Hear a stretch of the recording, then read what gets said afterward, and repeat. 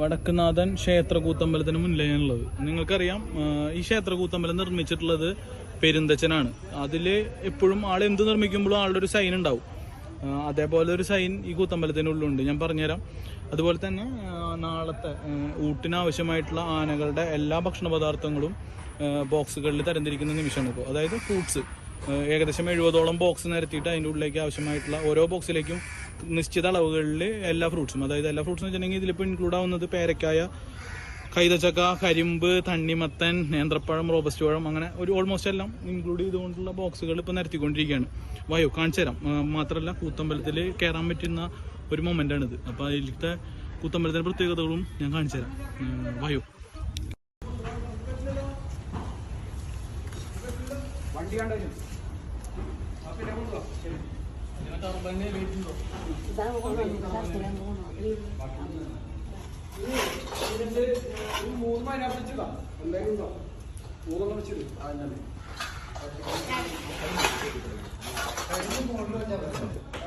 കൈതച്ചക്ക, ഏത്തപ്പഴം, നേന്ത്രപ്പഴം ഉണ്ട്, റോബസ്റ്റ് ഉണ്ട്, ചെറുപഴം ഉണ്ട്,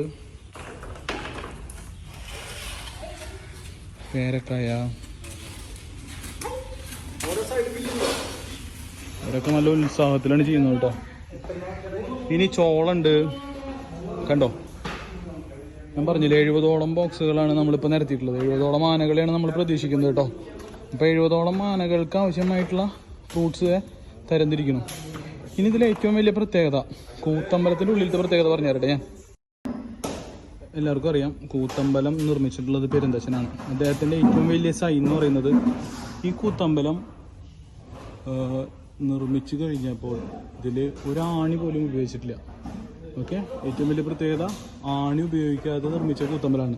രണ്ടാമത്തെ, കൂത്തമ്പലത്തിൻ്റെ ഉള്ളിൽ കൂത്ത് നടക്കുന്ന സമയത്ത് ഈ വിളക്ക് കത്തിച്ച് വെച്ചിട്ടുണ്ടെങ്കിൽ ഇതിൻ്റെ ഉള്ളിലത്തെ ലൈറ്റുകളെല്ലാം ഓഫ് ചെയ്യും. ഒരു സൈഡിൽ നിന്ന് പോലും നിഴൽ വരില്ല. അതായത് കൂത്ത് കളിക്കുന്ന ആളുകളെ, കൂത്ത് കളിക്കുന്ന ആ കൂത്തിനെ അടിസ്ഥാനമായിട്ട് വേഷം കെട്ടിയിട്ടുള്ള ആൾ, അദ്ദേഹം ഏത് ആംഗിളിൽ നമ്മൾ നോക്കിയാലും അദ്ദേഹത്തിൻ്റെ മുഖത്ത് വിളക്കിൻ്റെ ഒരു നിഴൽ പോലും വരാത്ത രീതിയിലാണ്. അതെന്താ പ്രത്യേകത എന്ന് നമുക്കറിയില്ല.